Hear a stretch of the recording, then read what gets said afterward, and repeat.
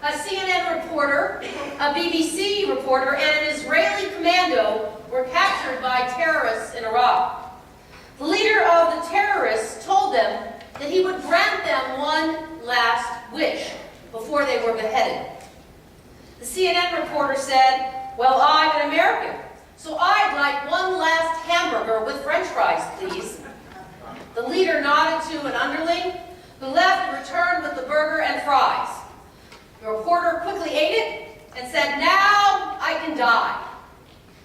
The BBC reporter, however, said, "I am a reporter to the end. I want to take out my tape recorder and describe the scene here and what's about to happen. Maybe someday someone will hear it and know that I was on the job to my very last breath." The terror leader directed the aide to hand over the tape and dictated a few comments for him. The reporter said, "Now I can die knowing I stayed true to the end." The leader then turned and said, "And now, Mr. Israeli tough guy, what is your final request?" "Kick me in the tuchus," said the soldier. "What?" asked the leader. "Will you mock us in your final hours here on earth?" "No, I'm not kidding. I want you to kick me in the tuchus," insisted the Israeli commando. So the leader shoved him and kicked him as hard as he could into the open. The soldier, of course, went sprawling, but then he rolled to his knees, pulled a 9mm pistol from under his flak jacket, and killed all of the terrorists, and some went fleeing in the resulting confusion. He jumped to his knapsack, pulled out his carbine, and did the rest of the job. In a flash, all of the terrorists were either dead or running for their lives. As the Israeli soldier was untying the reporters, they asked him, "Why didn't you just shoot them in the very first place? Why did you ask them to kick you in the butt?" "What?" replied the Israeli. "And then have you report that I was the aggressor?"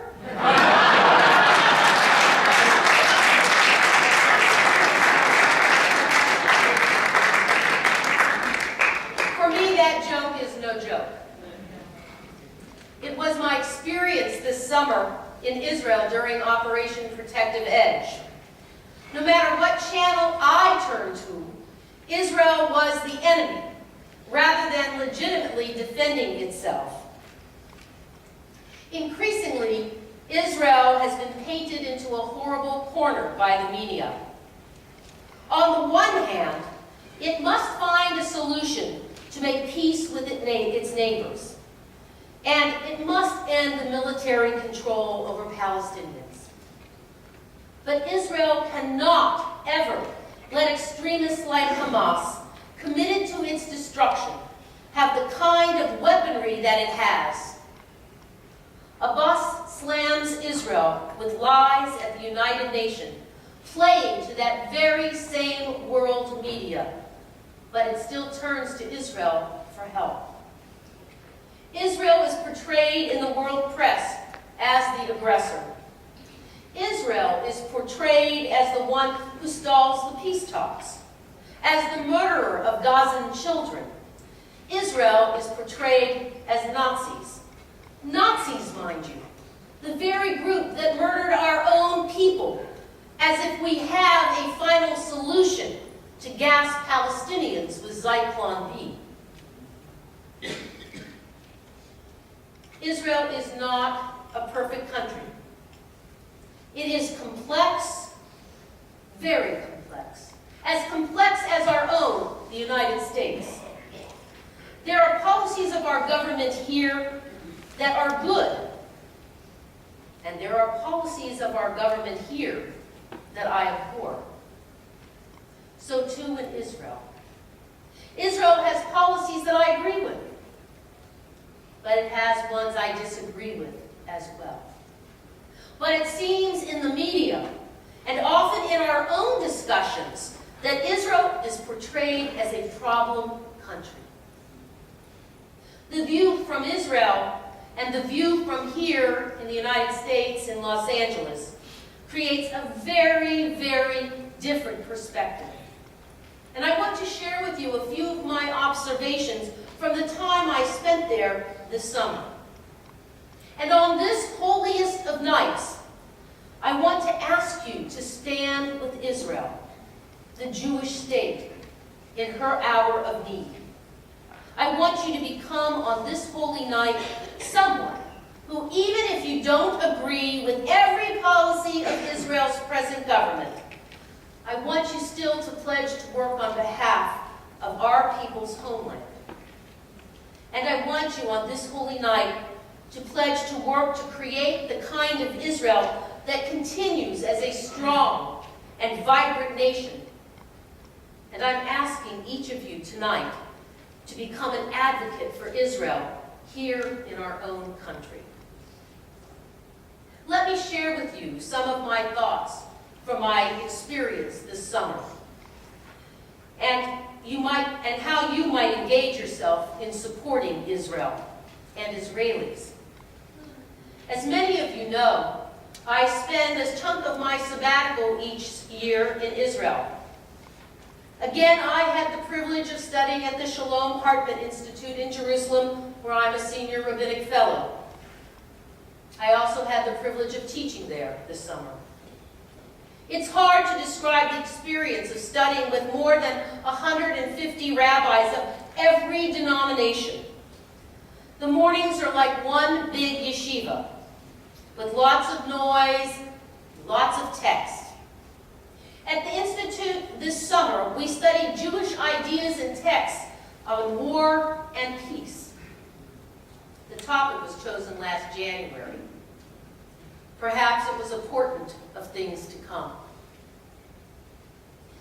As we gathered at the Machon at the beginning of our studies, Israel was already on edge. For 18 days, the three teenagers who were missing, Naftali Frankel, Gilad Sha'ir, and Eyal Yifra, had been gone. They'd been kidnapped, and they were missing. Everyone in the country was talking about the hope of their return, much like everyone held out hope just a couple of years before for Gilad Shalit's return. But that first night that I was there, the news came on and interrupted the World Cup playoffs that the three boys' bodies had been found. At that moment, people fled out of the restaurants. Cars disappeared on the streets, and a hush fell over Yerushalayim as if it was Shabbat. The whole country was instantly in mourning. And the next day, our first day of studies at the Hartman Institute, the tensions in Israel could be felt everywhere at every turn. That morning, instead of the cacophony of sound of studies, it was very muted. Our sense of communal loss, colored by the understanding of the political implications of the murders of the three teenagers, Eyal, Naftali, and Gilad, made for a sad beginning to our studies. And it framed the background to all of the texts about war and peace. There were already disturbances daily in Shuafat, which is an Arab neighborhood, a primarily Arab neighborhood in East Jerusalem, not far from the American Colony Hotel, and in other cities in the Palestinian Authority. Rocks and bottles were being thrown by young men, their faces wrapped in keffiyehs. During the 18 days of the missing teenagers, more than 350 Hamas loyalists were arrested in Ramallah on the West Bank and Hebron. And 7 people died in the roundups who were resisting arrest or attacking the IDF, the Israeli army. Everyone was really already on edge. The world press, from CNN to Sky News to France 24, and of course Al Jazeera, condemned Israel for these actions. They said this was an excuse by Israel to recapture those it had just freed from jail in a part of the peace negotiations. Each of the news channels reported that this was a stunt by Israel, who simply wanted to oppress the Palestinians even more. My friends, nothing could be further from the real truth. As Israel prepared for the funerals of the 3 boys, the press played over and over the Moked 100 audio tapes. This is the equivalent of our 911. You can hear Gilad whispering to the operator that he had been kidnapped. And you can hear the operator's disbelief as if he was calling with a prank. And then you hear the shouting in Arabic, and you distinctly hear the gunfire that no doubt killed the 3 teenagers. Against this background, a retaliatory kidnapping of a 16-year-old Palestinian boy, Mohammed Abu Khadr, was murdered in cold blood. He was burned alive in the Jerusalem forest. Jewish thugs, Jewish murderers were arrested and have already been prosecuted. But now both Jews and Arabs in Jerusalem were sitting shiva. The Frankel, Sha'er, and Yifrach families and the Abu Khadr family in their mourning tent in Shulchan. Israelis were outraged that this could happen. The Israeli press decried the cold-blooded murder of Muhammad. Thousands of Israelis lined up to visit the Abu Khadr family to offer them their deepest sympathies and condolences and apologies. These were the headlines in the Israeli press. The picture that Israelis saw of themselves was deeply disturbing. What was happening in Israeli society? Israel's free press decried the senseless murders of Muhammad and of Eyal, Gilad, and Naphtali. And there were so many unanswered questions raised. Why didn't Bibi and the Israeli police already surmise that the 3 teenagers were dead if they had heard those tapes? When we all heard it, it was obvious. And why did the Israeli army, the IDF, go door to door rounding up Hamas leaders on the West Bank? Was the kidnapping merely a pretext for harassing these Hamas members on the West Bank?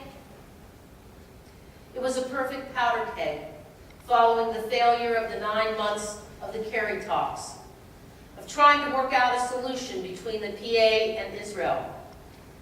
And the final straw for Israel was when Abu Mazen Abbas entered into a so-called unity government with Hamas.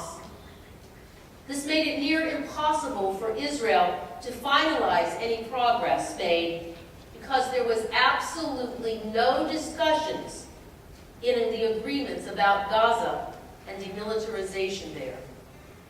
Once Hamas was party to the PA government, the negotiations would change. And it made it impossible for Netanyahu to contain his right flank, that is part of his government. What you may not realize is that Netanyahu is actually a politically weak prime minister. He barely put a government together. It was supposed to be Tzipi Livni. She had gotten more votes, but she couldn't put a government together. His own Likud party does not even hold a majority in his own coalition. It's very fragile, too. But then the rockets started. Not just in the south and Sderot near the border with Gaza that's been going on for the last number of years, but now it was aimed towards major population centers in the middle of the country. Tel Aviv, Modi'in, Jerusalem, all the way north to Nahariya, a suburb of Haifa. Almost nowhere in Israel felt safe from the long-range missiles of Hamas. This was Hamas's bid to shift the attention from their own failures. Hamas had been isolated. It was out of money. And with the coup in Egypt and the trouncing of Morsi and the Muslim Brotherhood by al-Sisi, Hamas no longer had Egyptian benefactors. In fact, al-Sisi, the general who took over in Egypt, closed the smuggling tunnels from Egypt to Gaza and closed the border with Gaza at the Rafah crossing. Hamas couldn't pay its soldiers, and so it had to turn to its rivals, Fatah and Mahmoud Abbas, for help. That is why they agreed to a unity government. And Abbas, of course, wanted back into Gaza, which he hasn't been in for years. Hamas took advantage of the tensions in Israel and the Palestinian Authority and the murders in Israel to gain sympathy for its cause by launching its offensive. And because Abu Mazen only gave them small portfolios, it launched its war without even consulting Abbas, shifting attention away from finding a solution and a peace agreement for Palestinians. By July 8th, I had joined an AIPAC mission of progressive rabbis, the first of its kind. And after an amazing, perfect dinner together with reporter and author Yossi Klein Halevi overlooking the old city, upon our return to the hotel, the sirens in Jerusalem went off. At first, I really didn't even know what it was. I was already in my room after a long day. I had the television on, and there was a siren on the TV. And outside my room, there was also a siren. I thought, oh, it's a police siren. Then, no, it doesn't sound like that. It must be a fire truck. And then I kind of really tuned in to what the TV was saying. It was a Tzeva Adom, a red alert. I jumped into shoes and headed out of my room. Now, Jerusalem has 90 seconds from launch in Gaza to hit. Unlike the southern towns like Sderot in Israel, they have 15 seconds. Some of you can start timing on your watches. I can tell you that it took me 45 seconds simply trying to decode what was happening at that moment. I went into the reinforced stairwell and waited another 10 minutes for the all-clear sign with other hotel guests. And then, with my heart palpitating, I went down the stairs to my fellow rabbis who were at that moment coming out of the miklat, the shelter on the first floor, with other hotel guests, crying children, shaken adults, including me. One family from Colombia with 2 little girls asked the group of rabbis, asked us to pray with them because they were all so upset. I have to tell you, I don't know for whom that prayer was more important and more calming, for them or for me. Throughout the next week of my trip with 20 rabbis all over Israel and meeting with ministers from the government, from the foreign ministry, the deputy director of the United Nations Mission for Israel, the director of Mashal, which is the Israeli aid around the world, my group had several close encounters, running to bomb shelters, hearing the boom of the Iron Dome, knocking out the rockets, comforting Israeli families and friends whose children and husbands and boyfriends and daughters were called up as Operation Protective Edge went into effect.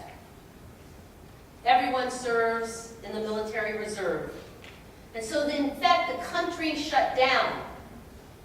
Commerce is interrupted because people are called up into the reserve in the military, and they're not at their desks. University classes and finals had to be rescheduled because the students were called to their tank divisions and computer brigades. And for the first time ever, American and European airlines shut down operations at Ben Gurion Airport for 2 days, succumbing to the successful portrayal of Hamas in the press. I tell you all of this because in the media here in the States, you experienced a lot of rhetoric about Israel. The pictures coming to you from Gaza didn't tell the whole story. Oh yes, there was grave damage, And sadly, people died in this war. Innocent civilians, along with Hamas soldiers. But there is more to the story than the world press had you believe. Why was there a roundup of Hamas loyalists on the West Bank that seemed, in some press reports, to trigger the missiles from Hamas? Was it really the kidnapping? Perhaps it was in part as they went door to door looking for the teenagers, their bodies. But something bigger was going on, and it only came to light later in the summer, in August, after it was declassified. And I don't know how many of you actually heard about it, because of course it wasn't covered here so much. Hamas tried to oust Abbas. Hamas tried a coup d'etat in the West Bank. And part of Israel's rounding up of Hamas loyalists was about protecting Mahmoud Abbas, Abu Mazen. But that's not the story that gets told. The story on CNN and the BBC was only how Israeli aggressors caused this war. And Abbas at the UN reinforced that message to the leaders of the world just last week. Yes, there was a lot of damage inflicted in Gaza, and it will have to be rebuilt. People were wounded, and children died. It is a war, after all, and it is heartbreaking. Now it's quiet there. But sadly, everyone I know on both sides expects it to happen again. Israel tried to be careful, but Hamas's military rules of engagement, which they found, Israeli soldiers found, explains exactly how to use civilians as shields, and how to launch missiles and rockets from schools and residential areas, even though there are open areas in Gaza. Israel regularly tried to warn the citizens of Gaza to flee. Israel would first drop leaflets telling them when exactly it would bomb. And then, through the miracle of technology, called every cell phone of every person in each building. And then they would shoot what they call a knock on the door, a kind of shell that explodes above a building as a warning, like a shot across the bow. And then finally, they take aim at the building. The press here and around the world didn't report those steps. The headlines I read in the International Herald Tribune simply read, "Israel targets residential buildings or schools." Nothing about the tunnels built under the buildings, or the stockpile of missiles on floor 10. They wrote nothing about the UNRWA UN schools serving as missile launching sites, or the staged photos that only after the war was over were uncovered by an Indian reporter from New Delhi. None of that seems to matter. It's always Israel that does the damage and is the one to blame. War is a terrible thing.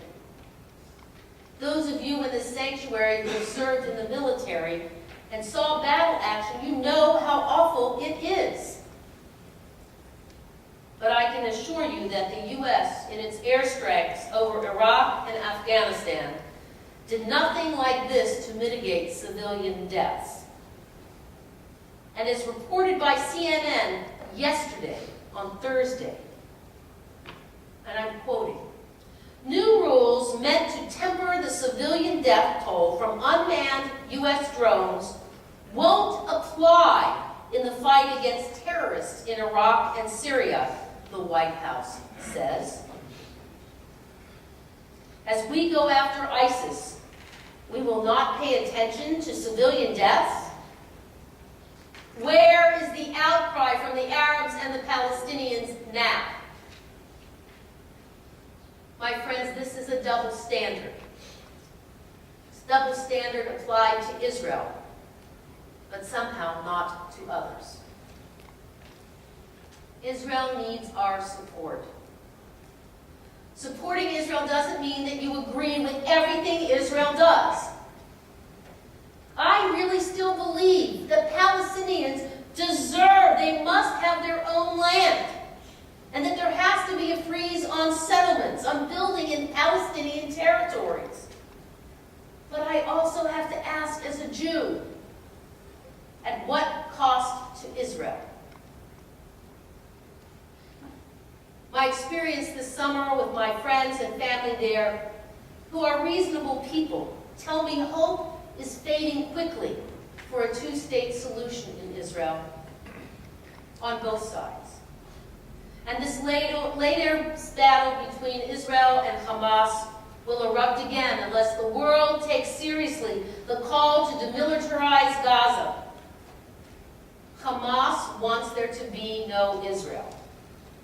And it has already issued a call to arm again, and it is building those tunnels again, even though Israel destroyed 32 of them that were dug under the Israeli border in order to attack and kidnap Jews. Israel even foiled an attempt for a mass invasion. Oh yes, the view from Los Angeles is very different than being on the ground in Israel. The war between Israel and Hamas is no different, really, however, from the war now being conducted against ISIS. Hamas and ISIS share much in common, including core values of which it is a commitment to the destruction of Israel and the Jewish people. And let's not forget Iran in this picture. Iran and North Korea both have supplied Hamas with major military arms. In particular, Iranian missile called the Fajr 5, which is warhead capable, as well as many other long-range missiles. Imagine now, for just a moment, if Iran gives Hamas nuclear material, what will happen to Israel? With all of the distractions of ISIS and Ebola, we cannot let Washington take its eye off of Iran.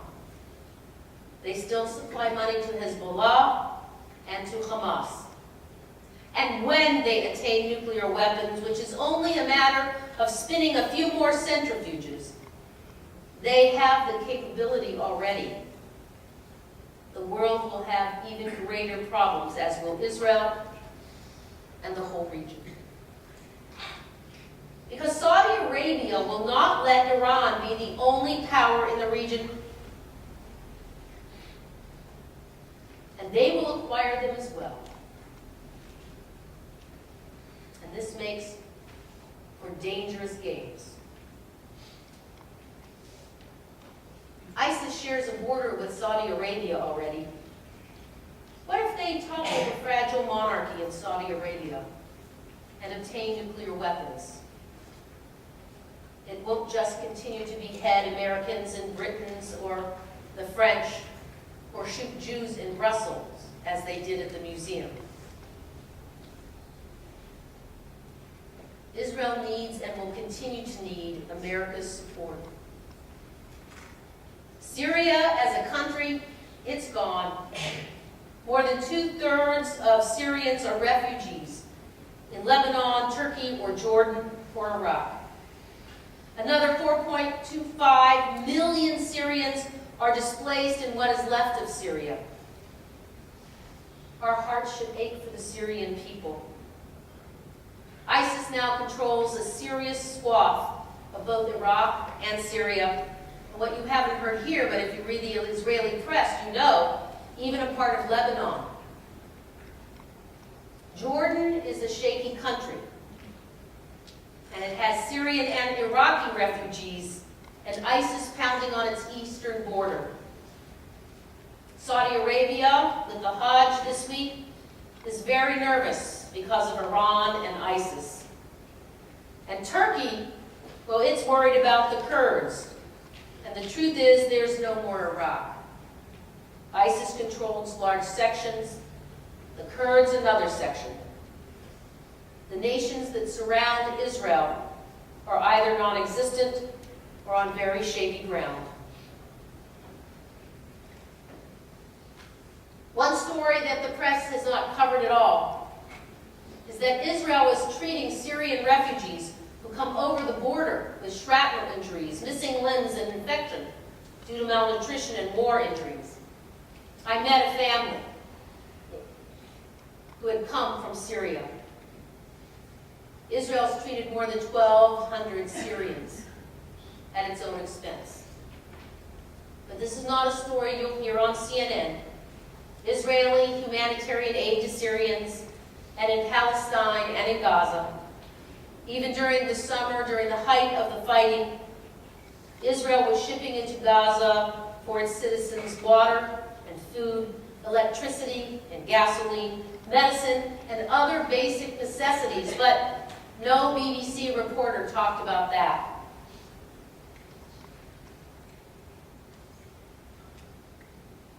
Abbas is 79 years old. He smokes a pack a day. But you can be sure that Hamas will rule the West Bank when he goes. Palestinian pollster that I met with this summer, in his serious polling of Palestinian men, 35 and younger, no longer believe in a two-state solution. And then the rockets won't be just coming from Gaza. They'll be coming from downtown Ramallah, 12 miles from downtown Jerusalem. My friends, the situation is very complex, even more complex than time will allow me tonight. But there is something that each of you can do. You can get involved.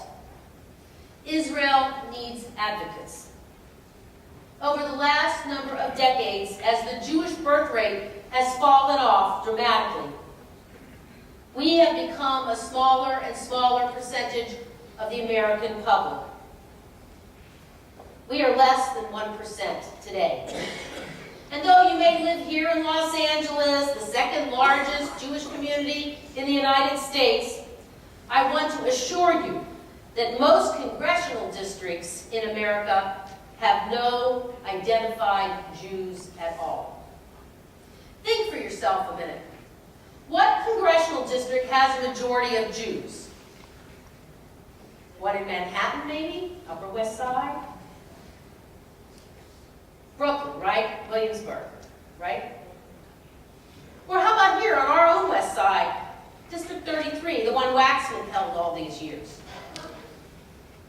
There's not even one district, congressional district in America that has a majority of Jews. And if we want America and Israel's relationship to remain strong in the face of all of these threats to our Jewish and our Western values, then we have to be strong for Israel, no matter what side of the political spectrum you're on. Disagree with the policy of Israel and make your voice known. But at this time, I believe we cannot and must not, as a Jewish community and of Ohavei Tzion, lovers of Israel, we must advocate to Congress.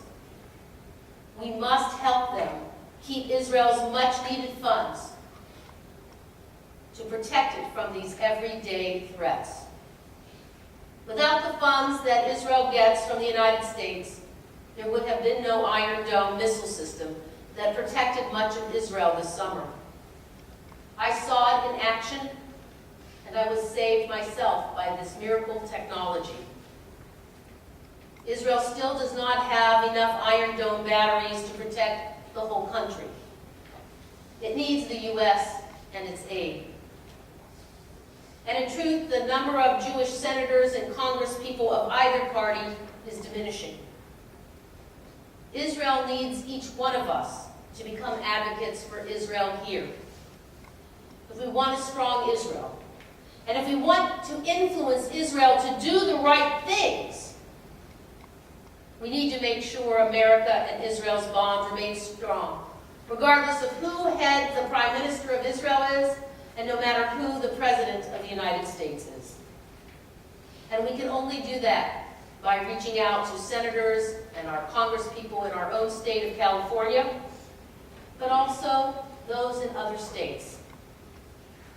And by understanding and explaining Israel's strategic importance to our country and our long history of friendship and common values of democracy, of a free press, of representative government, and what we learned on this Yom Kippur day, v'charta b'chayim, choose life, the value of human lives that we in this room share together. Even with all these problems, Israel has so much to celebrate. World-class universities and arts and culture. Israel, believe it or not, has solved its water crisis through advanced desalination technologies, which are now this year being exported here to California to help us deal with our severe drought. Israel has more companies listed on NASDAQ than any other foreign country.